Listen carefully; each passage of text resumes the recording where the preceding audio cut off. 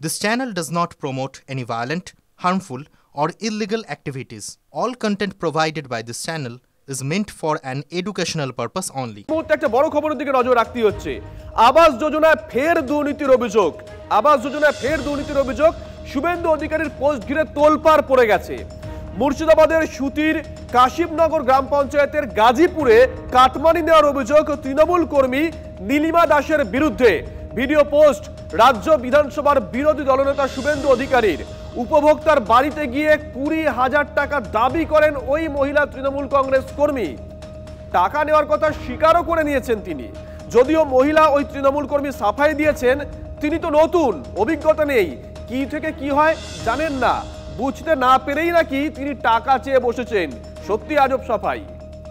আপনাকে ঠকতেও আসিনি, মিথ্যা কথা বলতেও আসিনি, এটা আমি প্রধান মেম্বারকে বুঝে নিব। তারপরে আপনাকে খোলামেলায় বললাম আপনি 10,000 টাকা মোট তুলে দিয়ে দিন, আমি বাকিটা বুঝে নিব।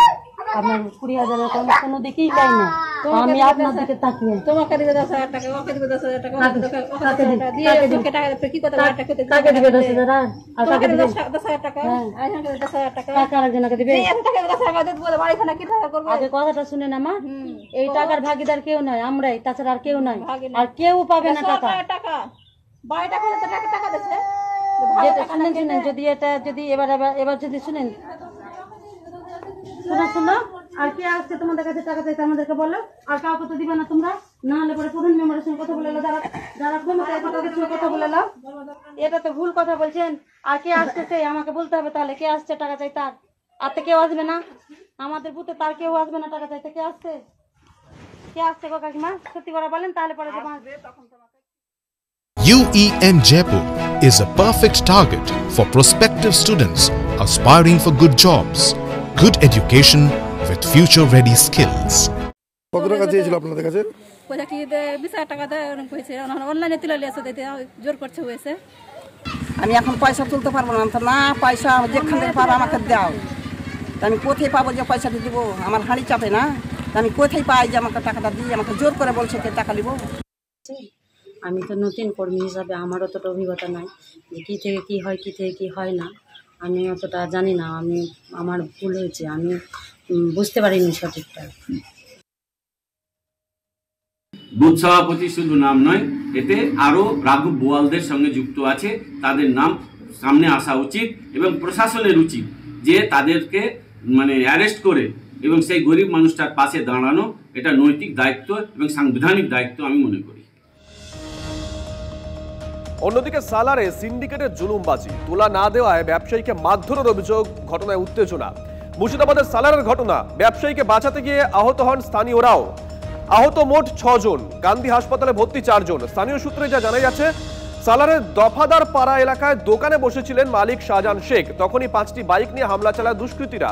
ঘিরে ধরা হয় ব্যবসায়ীকে, 50,000 টাকা দাবি করা হয়, সেই টাকা দিতে অস্বীকার করায় শুরু হয় মারধর। ব্যবসায়ীকে বাঁচাতে গিয়ে আহত হন স্থানীয়রা।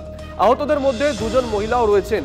পুলিশের নজর এড়িয়ে কিভাবে চলছে সিন্ডিকেট, তা নিয়ে উঠছে প্রশ্ন। আমি একটা ব্যবসায়ীদের লোক, আমার একটা ব্যবসা আছে শাহজাহান কৃষি শস্য ভাণ্ডার বলি। সেই ব্যবসার কাছে আমি ব্যবসায় বসি, সেই টাইমে হয়তো আমি বাড়ি যাব, দোকানপাট গোটাইছিলাম। তা কিছু দুষ্কৃতী হয়তো তোলাবাজি সিন্ডিকেট একটা তৈরি করেছে, রাতের অন্ধকারে তোলাবাজি করে। তা হরাম করে 6-7টা বাইক চলে এলো দোকানের সামনে এসে বলছি চাঁদাটা দে। আমার চাঁদা কিসের? দুজনের মধ্যে কথা কাটাকাটি করতে আমার পাশে যারা ছিল তারাও তাদেরকে শুধু চড়া হয় এবং আমার প্রতিও চড়া হয়।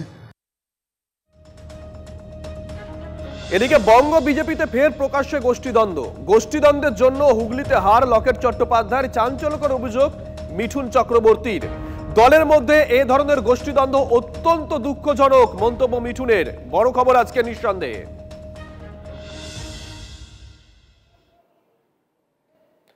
বঙ্গ বিজেপিতে ফের প্রকাশ্যে গোষ্ঠীদ্বন্দ্বের জন্য হুগলিতে হার লকেট চট্টোপাধ্যায়ের। চাঞ্চল্যকর অভিযোগ মিঠুন চক্রবর্তীর। দলের মধ্যে এ ধরনের গোষ্ঠীদ্বন্দ্ব অত্যন্ত দুঃখজনক, মন্তব্য মিঠুনের। আশিক আমাদের সঙ্গে রয়েছেন টেলিফোনে, আমাদের সহকর্মী আশিক। মিঠুন চক্রবর্তী ঠিক কি বোঝাতে চেয়েছেন, আরো নির্দিষ্ট করে বললে কাদের বিরুদ্ধে আঙুল তুলেছেন? আর দেখো, তোমাকে জানিয়ে রাখবো যে গতকালকে মিঠুন চক্রবর্তী পান্ডুয়ায় এসেছিলেন সদস্য সংগ্রহ যে হচ্ছে বিজেপির, তারই একটা বৈঠকে এসেছিলেন এবং সেইখানেই তিনি কিন্তু বেশ ক্ষুব্ধ হন। আমরা দেখতে পাই যে তিনি বেশ ক্ষুব্ধ হয়ে দলীয় যারা নেতৃত্ব রয়েছে তাদেরকে বলছেন যে এই যে সদস্য সংগ্রহ, সেইখানে 3000 সদস্য হওয়ার কথা, সেই জায়গায় 363 জন মাত্র সদস্য সংগ্রহ হয়েছিল।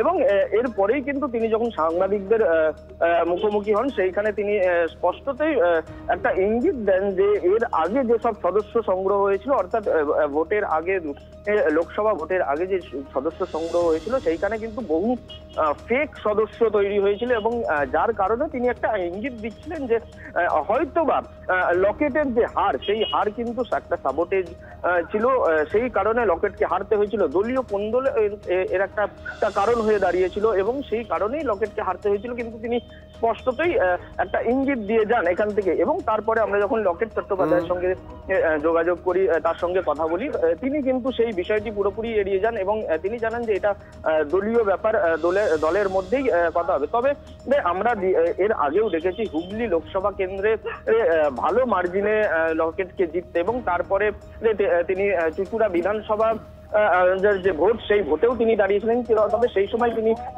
চুঁচুড়া বিধানসভায় হেরেছিলেন। তবে তারপরেই কিন্তু আস্তে আস্তে এই যে হুগলির যে লোকসভা কেন্দ্র, সেই লোকসভা কেন্দ্রে ফাটল দেখা দেয় বিজেপির অন্দরেই। একাধিক গোষ্ঠী তৈরি হয়, কে লোকসভা প্রার্থী হবেন সেই নিয়েও একটা দ্বন্দ্ব তৈরি হয়েছিল। তারপরে কিন্তু আমরা দেখতে পেলাম যে এই যে লোকসভা ভোট, সেখানে কিন্তু লকেট চট্টোপাধ্যায় হেরে গেলেন এবং যদিও তারা নজর থাকবে কোন দিকে জল গড়ায়। আশিক, নজর রাখো।